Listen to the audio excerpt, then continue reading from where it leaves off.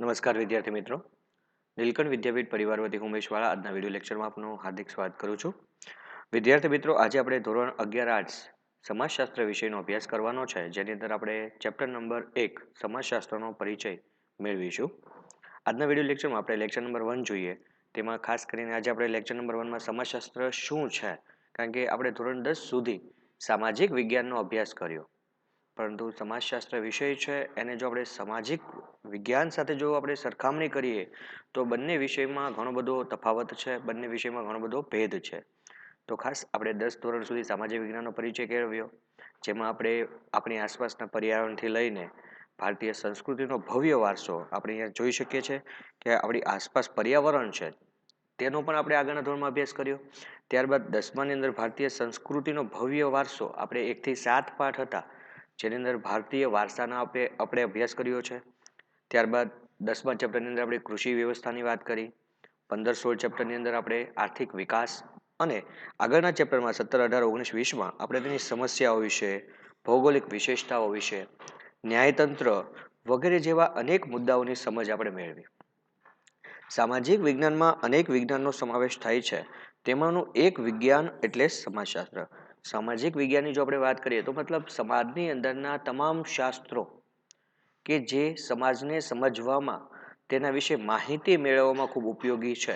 એટલે કે સામાજિક વિજ્ઞાનનો એક મહત્વનો જો એક વિષય હોય તો એ છે સમાજશાસ્ત્ર. અહીં એક બાબત એ પણ સ્પષ્ટ કરવી જરૂરી છે કે જ્યારે આપણે વિજ્ઞાન શબ્દ બોલીએ છીએ ત્યારે તેમાં 2 પ્રકારના વિજ્ઞાનો છે એનો ખાસ સમાવેશ થાય છે. કારણ કે આપણે જાણીએ છીએ વિજ્ઞાન વિવિધ જ્ઞાન, એને આપણે વિજ્ઞાન કહીએ છીએ. તો ખાસ સમાજની અંદર આપણે વાત કરીએ ત્યારે એમાં 2 પ્રકારના વિજ્ઞાનનો વિશેષ ઉલ્લેખ કરવામાં આવે છે, જેમાં એક છે ભૌતિક અથવા પ્રાકૃતિક વિજ્ઞાન અને બીજું છે સામાજિક વિજ્ઞાન. તો વિદ્યાર્થી મિત્રો, આપણને પ્રશ્ન થાય કે ભાઈ ભૌતિક કે પ્રાકૃતિક વિજ્ઞાન એટલે શું અને સામાજિક વિજ્ઞાન એટલે શું, એમાં કઈ કઈ બાબતોનો સમાવેશ કરી શકાય, એમાં કયા વિષયોનો અભ્યાસ કરી શકાય. તો આપણે જો અહીંયા સરળતા માટે એમણે સમજાવી દીધું છે કે ભૌતિક વિજ્ઞાનમાં પદાર્થ વિજ્ઞાન આપણે આગળ વિજ્ઞાનની અંદર ભણી ગયા છીએ, જેમાં આપણે ખાસ ફિઝિક્સ, બરાબર છે, કેમિસ્ટ્રી, બાયોલોજી આવા વિષયો ભણ્યા છીએ. જેમાં ફિઝિક્સ આપણે જેમાં અલગ અલગ આકાર, અલગ અલગ ખંડની વર્ણન છે એ કરવામાં આવ્યું છે, જેમાં પદાર્થો વિશે વાત કરવામાં આવી છે, તો કે પદાર્થ વિજ્ઞાન. ત્યારબાદ રસાયણ વિજ્ઞાન, ભૂસ્તર.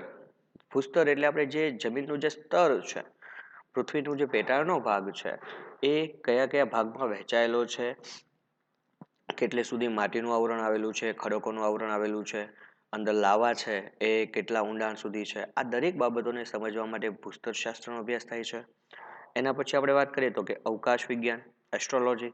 ખાસ અવકાશની અંદર જે તારાઓ છે, ગ્રહો છે, એની દિશા, એનું સ્થાન છે, એના ઉપરથી જે માહિતી મેળવવામાં આવે છે, એનો જે અભ્યાસ થાય છે એને આપણે અવકાશ વિજ્ઞાન તરીકે ઓળખીએ છીએ. તો આ બધા જે વિજ્ઞાન છે એનો ભૌતિક વિજ્ઞાનની અંદર સમાવેશ કરી શકાય છે.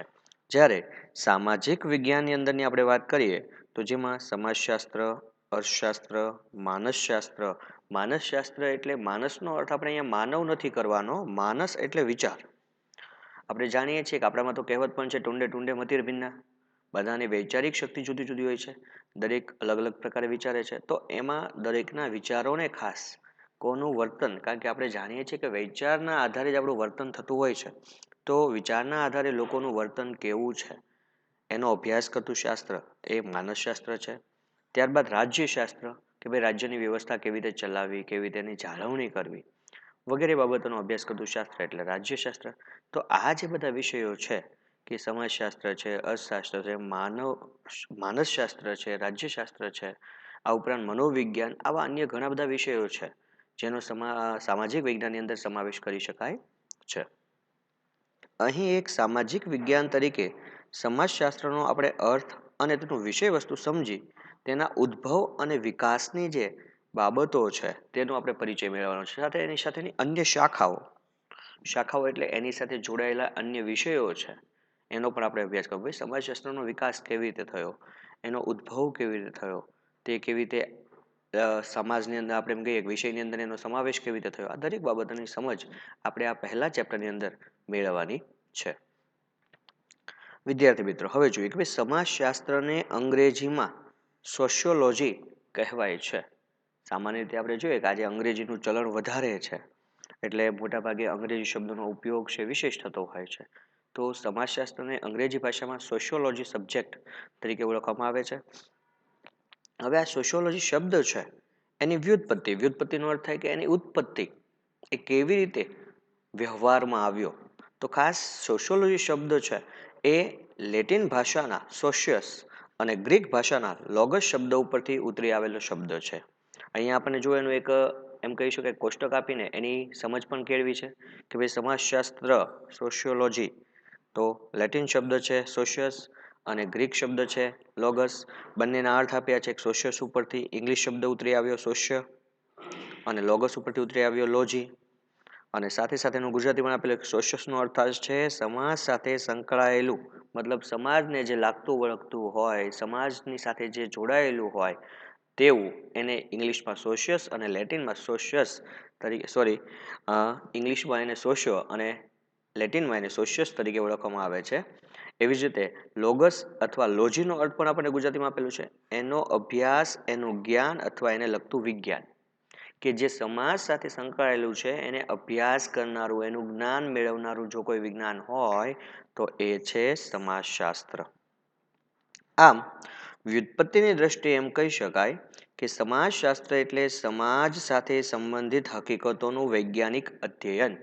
વૈજ્ઞાનિક અધ્યયન એટલે એક ચોક્કસ ખાતરીપૂર્વક કરેલ તપાસ કે ભાઈ આપણે કોઈ પણ બાબત છે એનો અભ્યાસ કરવો હોય તો માત્ર બે પ્રકાર, એક તાર્કિક થઈ શકે કે તર્ક લગાવીને કે ભાઈ શું કહેવા માંગે છે, અને બીજું વૈજ્ઞાનિક, ભાઈ એનું કારણ જાણીને. તો સમાજશાસ્ત્ર એક એવો વિષય છે કે જે સમાજમાં જે કાંઈ ઘટનાઓ બને છે, જે કાંઈ હકીકતો બને છે એનો વૈજ્ઞાનિક અભ્યાસ કરે છે.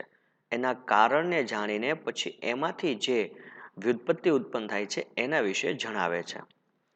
એક સામાજિક વિજ્ઞાન તરીકે સમાજશાસ્ત્રના અભ્યાસનું કેન્દ્ર બિંદુ માનવીનું સમાજ જીવન છે.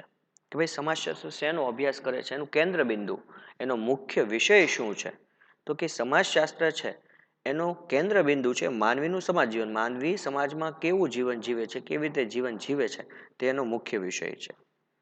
તે માનવીના સામાજિક સંબંધોના તાણાવાણા એટલે કે જે કાંઈ માનવીના અંદરોઅંદરના સંબંધો છે એમાં વધઘટ, સારું નરસું થયા કરે તેને સમજવાનો અને સમજાવવાનો પ્રયત્ન કરે છે.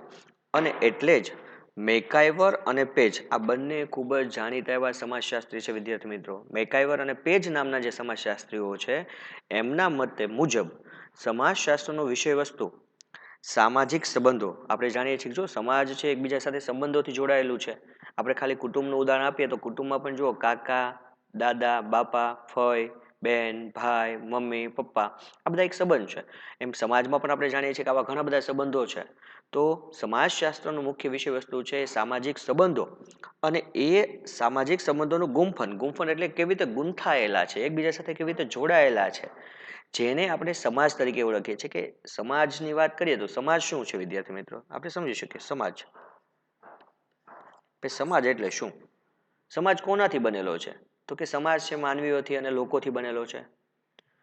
એક માનવી કે લોકો દ્વારા સમાજનું અસ્તિત્વ છે નહીં. ક્યારે એનું અસ્તિત્વ ઊભું થાય, જ્યારે એમાં દરેક વ્યક્તિ એકબીજા સાથે અલગ અલગ સંબંધોથી જોડાયેલા હોય ત્યારે.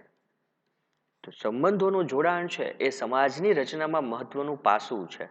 તો ખાસ એકબીજાના સાથેના સામાજિક સંબંધો અથવા એક ગુંફન દ્વારા સમાજ છે એ તૈયાર થાય છે અને એનો આપણે અભ્યાસ કરીએ છીએ. જોઈએ વિદ્યાર્થી મિત્રો સમાજશાસ્ત્રની વ્યાખ્યા.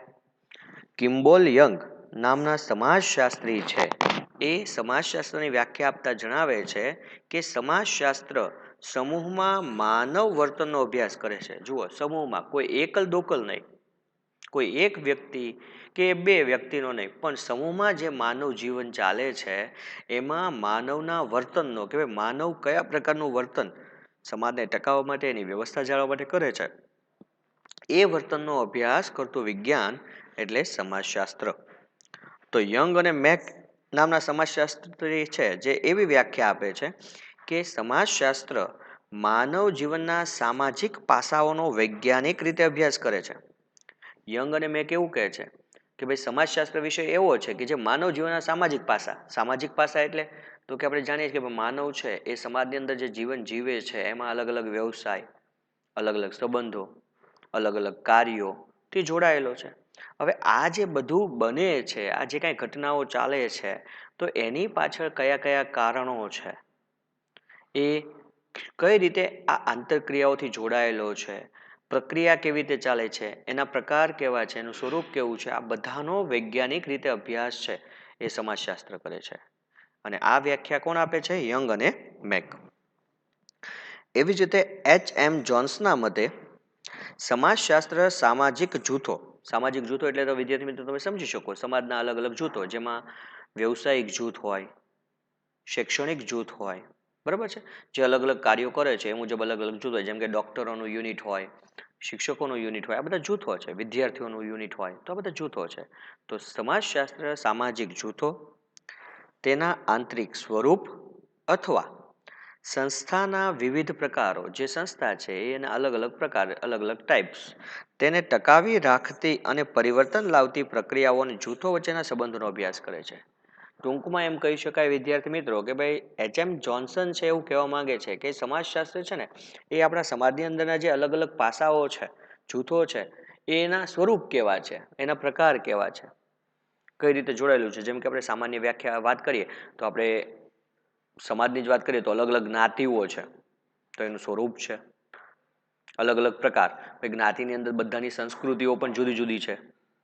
હવે એ સંસ્કૃતિ છે, એ સામાજિક વ્યવસ્થા છે, કઈ રીતે ટકી રહી છે, અથવા એમાં પરિવર્તન લાવવા માટે કયા કયા પાસાઓ છે જવાબદાર છે, કારણભૂત છે, અને એ જૂથો વચ્ચેના સંબંધો છે એ કઈ રીતે કાર્ય કરે છે, આ દરેકનો અભ્યાસ છે સમાજશાસ્ત્ર કરે છે.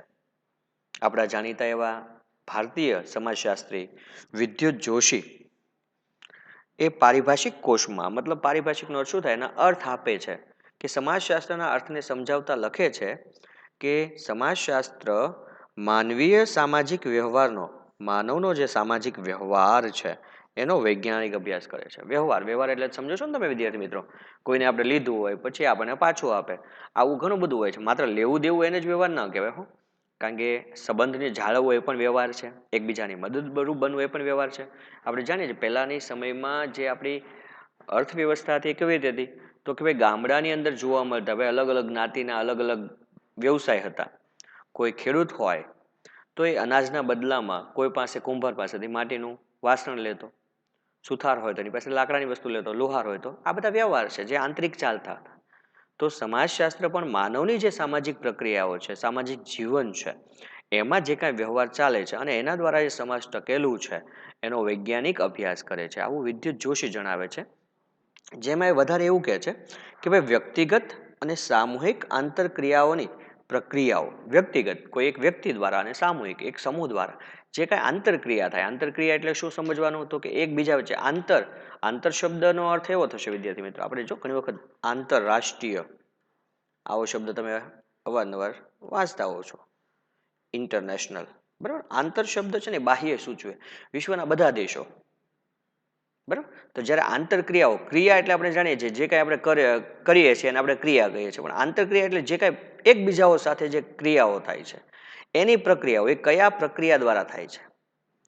સામાજિક સમૂહ કે સંગઠનના સ્વરૂપ, પ્રકારો, પારસ્પરિક સંબંધો તથા વ્યક્તિગત વ્યવહારો ઉપર સામૂહિક વ્યવહારોની અસરોના તે અભ્યાસ કરે છે કે આ જે કાંઈ બાબતો છે, વ્યક્તિ સામૂહિક આંતરક્રિયાઓની પ્રક્રિયાઓ કરે છે, સામાજિક સમૂહ અને સંગઠનમાં જીવે છે, એનું સ્વરૂપ કયા પ્રકારનું છે, એના પ્રકારો કેવા છે, એકબીજા સાથેના સંબંધો કેવા છે, પારસ્પરિક એટલે એકબીજા સાથેના સંબંધો તથા વ્યક્તિગત વ્યવહારો.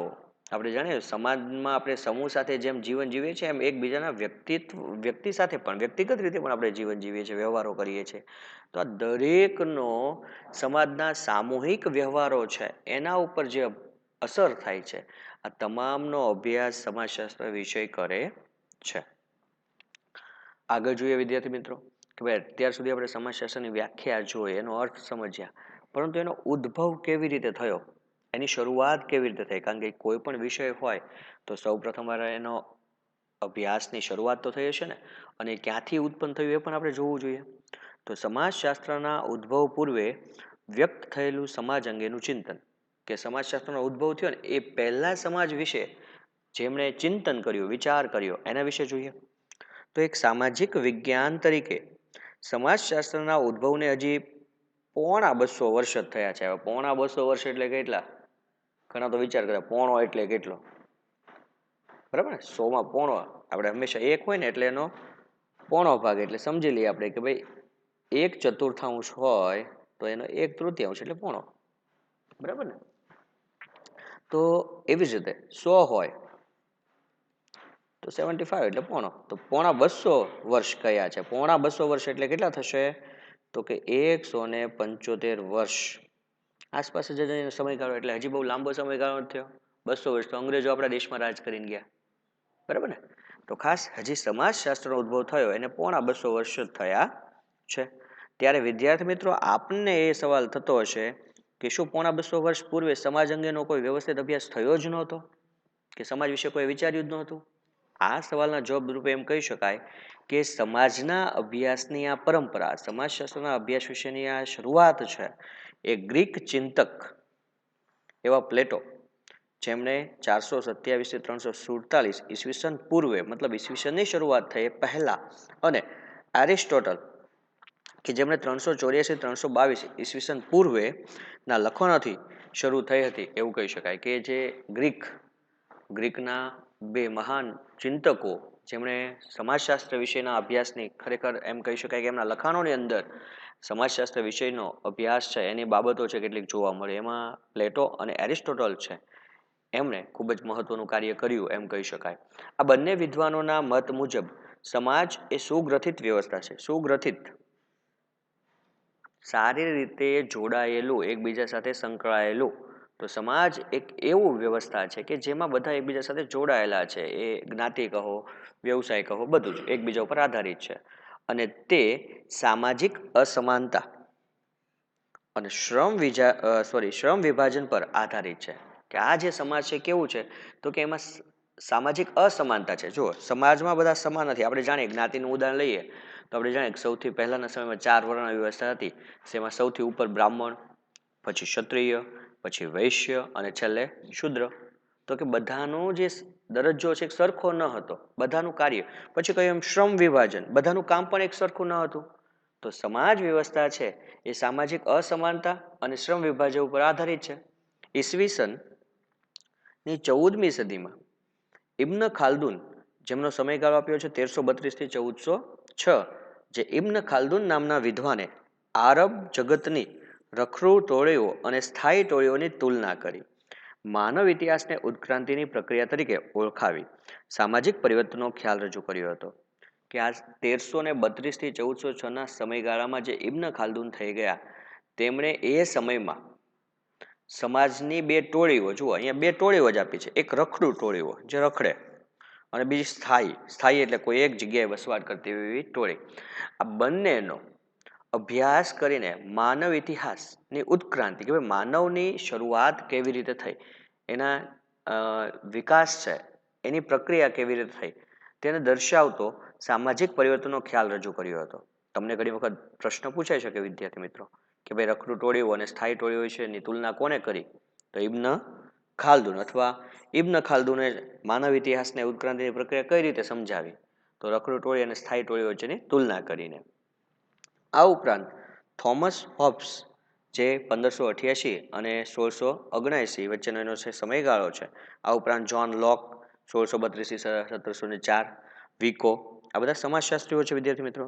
1668 થી 1744, મોન્ટેસ્ક્યુ 1689 થી 1715, રૂસો 1712 થી 1778, સેન્ટ સિમોન 1760 થી 1825 જેવા વિદ્વાનોએ માનવ સમાજ અને સામાજિક વ્યવસ્થા અંગેના વિચારો વ્યક્ત કર્યા હતા. આ બધા જ જે વિદ્વાનો છે તેમના લખાણોની અંદર સામાજિક વિષય, અથવા જે આપણે એમ કહીએ કે સમાજ છે એના વિકાસ વિશે, એના એમ કહી શકાય કે આંતર વ્યવહારો છે, આંતર પ્રક્રિયાઓ છે, આ દરેક વિષયનો અભ્યાસ છે એ એમના વિચારોની અંદર વ્યક્ત થયેલો, એમના લખાણોની અંદર વ્યક્ત થયેલો જોવા મળ્યો. હવે આપણે વાત કરીએ, પહેલા તો આપણે પૂર્વે સમાજશાસ્ત્રનો ઉદ્ભવ નહોતો થયો પહેલાની વાત કરી. હવે એના ઉદ્ભવની વાત કરીએ તો કે પ્લેટોથી લઈ સેન્ટ સિમોન સુધી પ્લેટોથી લઈ સેન્ટ સિમોન સુધીના અનેક વિચારકોએ સમાજ અંગેનું ચિંતન રજૂ કર્યું, પરંતુ એક સામાજિક વિજ્ઞાન તરીકે સમાજશાસ્ત્રનો ઉદ્ભવ 19મી સદીમાં, 19મી સદી એટલે આપણે વિદ્યાર્થી મિત્રો સમજી શકીએ 1801 થી 1900નો સમયગાળો, કે ખાસ સમાજશાસ્ત્રનો ઉદ્ભવ છે 19મી સદીમાં પશ્ચિમ યુરોપમાં થયો. પશ્ચિમ યુરોપ એટલે આપણે કયું સમજશું? જેમ આપણે એશિયા ખંડમાં રહીએ છીએ અને એશિયા ખંડના આપણે કયા ભાગમાં છીએ? તો કે દક્ષિણ ભાગમાં છીએ. તો એવી જ રીતે યુરોપનો જે પશ્ચિમ ભાગ છે, આપણે જાણીએ છીએ કે આપણા ભારતમાં જ્યારે યુરોપિયન પ્રજાઓ આવી તો એ મોટા ભાગની પ્રજાઓ છે એ પશ્ચિમ યુરોપમાં થઈને જ આવી હતી. કારણ કે આપણે 18મી અને 17મી 18મી સદી છે અને 19મી સદી છે, એ સમયમાં ખાસ પશ્ચિમ યુરોપ છે એ વિશ્વનો સૌથી વિકસિત પ્રદેશ હતો. એ પહેલા અન્ય પ્રદેશો છે એમાં મોટા ભાગે આપણે જાણીએ કે ભાઈ આદિવાસી પ્રજાઓ છે એ રહેતી હતી અને યુરોપિયન પ્રજાઓ છે એ સમયમાં સૌથી વિકસિત હતી.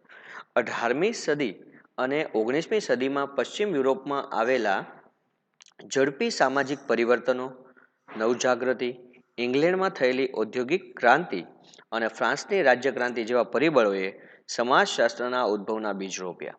કે ભાઈ 18મી અને 19મી સદીમાં પશ્ચિમ યુરોપમાં આવેલા સામાજિક પરિવર્તનો, આપણે 9મા ધોરણની અંદર ભણી ગયા છે કે ભાઈ એ સમયમાં સૌથી વધારે યુરોપ છે વિકસિત હતું, એટલે એને શું કર્યું હતું?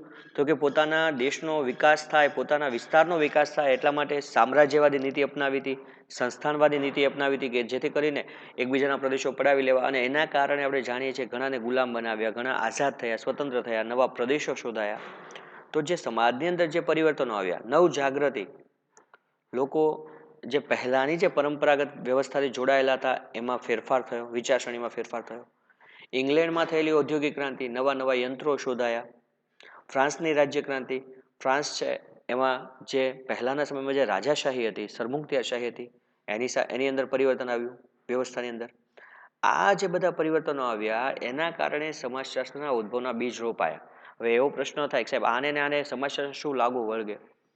તો કે ભાઈ સમાજની અંદર જે પરિવર્તનો આવ્યા, નવજાગૃતિ થઈ, ઔદ્યોગિક ક્રાંતિ થઈ, રાજ્યની અંદરની વ્યવસ્થામાં પરિવર્તન આવ્યું, આ દરેક બાબતો છે એ સમાજ સાથે જોડાયેલા છે. એનો મૂળ પાયો તો સમાજમાં જ રહેલો છે. તો કે ભાઈ આ પરિવર્તનો આવવા પાછળના કારણો કયા? આ ફેરફાર થવા પાછળના કારણો કયા? લોકોના આવા વિચારોએ જ સમાજશાસ્ત્રના ઉદ્ભવના બીજ રોપ્યા અને એના કારણે સમાજશાસ્ત્ર વિષયનો અભ્યાસ થવાની શરૂઆત થઈ એમ કહી શકાય. ઔદ્યોગિક ક્રાંતિને કારણે નવા નવા ઉદ્યોગો સ્થપાવા લાગ્યા અને શ્રમજીવી વર્ગના શોષણની સમસ્યા ઊભી થઈ. કે ભાઈ સ્વાભાવિક છે કે ભાઈ નવા ઉદ્યોગો સ્થપાયા એના કારણે શ્રમજીવી વર્ગ એટલે કયો? તો કે જે શ્રમ કરીને જીવન જીવી રહ્યા છે તેવા વર્ગો. કે ભાઈ ઉદ્યોગપતિઓ વધારે ને વધારે ધનિક બન્યા અને જે ગરીબ છે એ વધારે ને વધારે ગરીબ બન્યા, એની પાસે ઓછી મજૂરી આપીને એનું શોષણ કરીને કામ કરવામાં આવતું.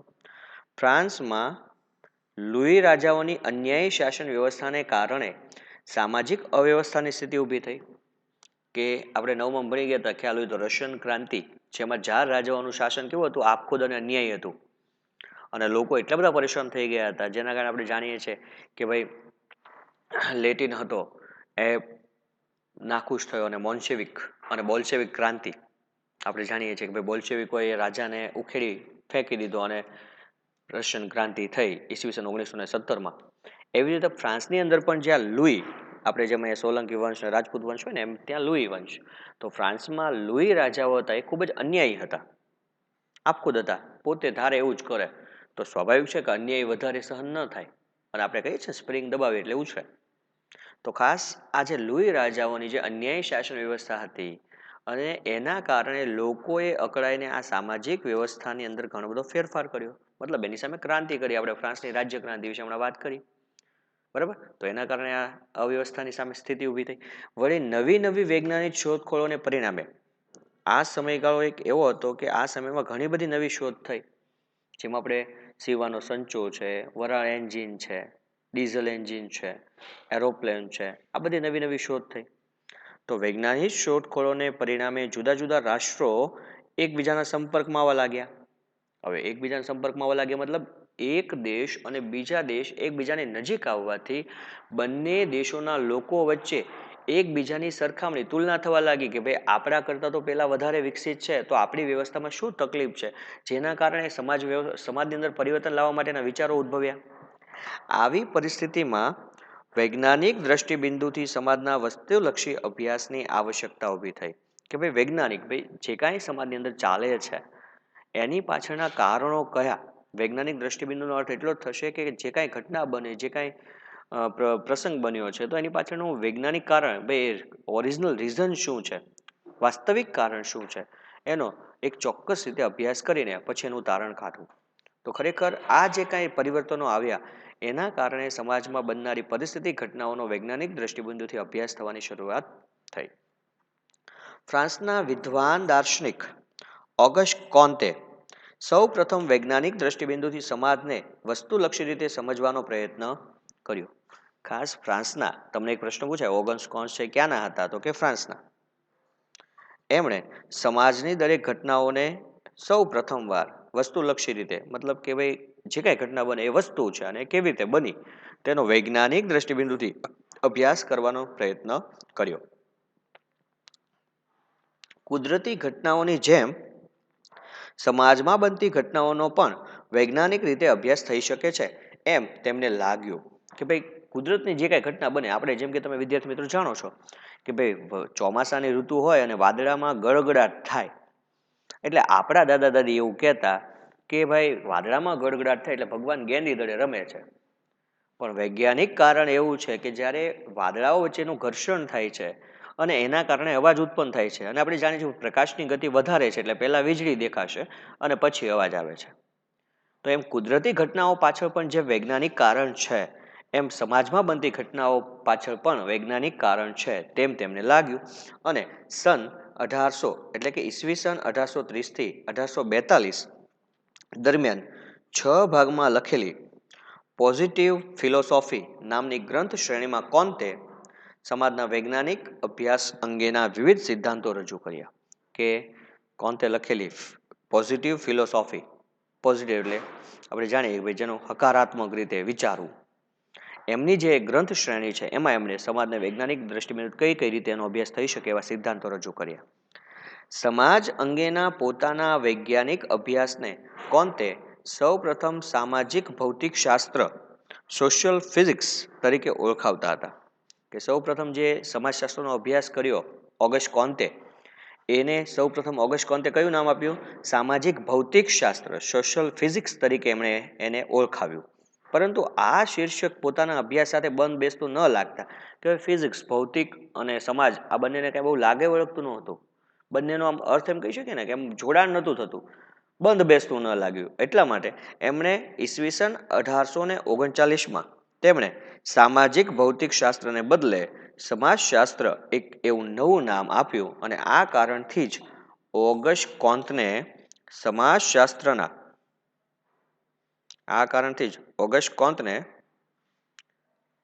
સમાજશાસ્ત્રના પિતા તરીકે ઓળખવામાં આવે છે. કેમ તમને પ્રશ્ન આવો પૂછાઈ શકે કે ભાઈ ઓગસ્ટ કોન્તને સમાજશાસ્ત્રના પિતા તરીકે ઓળખવામાં આવે છે, કારણ આપો. તો સ્વાભાવિક છે કે ભાઈ ઓગસ્ટ કોન્તે સૌ પ્રથમ સમાજની અંદર બનનારી ઘટનાઓ છે એનો વૈજ્ઞાનિક દ્રષ્ટિબિંદુથી અભ્યાસ કર્યો, અને એમણે પોતાની 1830 થી 1842ના સમયગાળામાં જે એમની પોતાની 6 ભાગમાં વહેંચાયેલી પોઝિટિવ ફિલોસોફી છે એની અંદર સમાજશાસ્ત્રના વૈજ્ઞાનિક અભ્યાસક્રમ વિશેના સિદ્ધાંતો રજૂ કર્યા. એમને એવું લાગ્યું કે ભાઈ સામાજિક ભૌતિક શાસ્ત્ર શબ્દ છે સમાજ સાથે લાગતો વળગતો નથી, એટલે એને એવું સમાજશાસ્ત્ર એવું નામ આપ્યું, અને આ કારણથી જ ઓગસ્ટ કોન્તને સમાજશાસ્ત્રના પિતા તરીકે ઓળખવામાં આવે છે. ઓગસ્ટ કોન્તથી શરૂ થયેલ સમાજશાસ્ત્ર ફ્રાન્સમાં ઇમાઇલ દુર્કીમ કે ભાઈ ઓગસ્ટ કોન્તે જે સમાજશાસ્ત્ર વિષયની શરૂઆત કરી, એના અભ્યાસને વૈજ્ઞાનિક દ્રષ્ટિબિંદુથી શરૂઆત કરી, ત્યારબાદ અન્ય સમાજશાસ્ત્રીઓમાં ઇમાઇલ દુર્કીમ, ઇંગ્લેન્ડમાં જ્હોન સ્ટુઅર્ટ મિલ અને હર્બર્ટ સ્પેન્સર, જર્મનીમાં કાર્લ માર્ક્સ અને વેબર ના અભ્યાસોથી આગળ વધવા લાગ્યું. કે ધીરે ધીરે અન્ય સમાજશાસ્ત્રીઓના અભ્યાસથી સમાજશાસ્ત્ર વિષય છે એ વિકાસની દિશામાં આગળ વધવા લાગ્યું. આરંભના સમયગાળામાં આ સૌ સમાજશાસ્ત્રીઓએ આપેલા અન્ય પ્રદાનને કારણે તેઓ વિશિષ્ટ સમાજશાસ્ત્રીઓ તરીકે જાણીતા થયા.